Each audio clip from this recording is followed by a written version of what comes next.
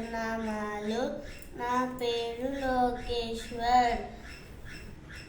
నేను second class చదువుతున్నాను.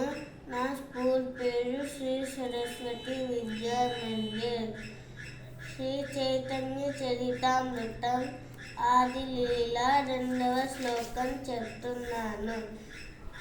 వందే శ్రీకృష్ణ చైతన్య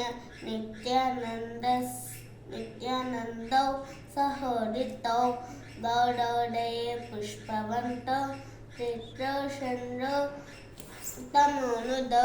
భావము: సూర్య చంద్రుల వంటి శ్రీకృష్ణ చైతన్యకి, శ్రీ నిత్యానందునికి వందనములు.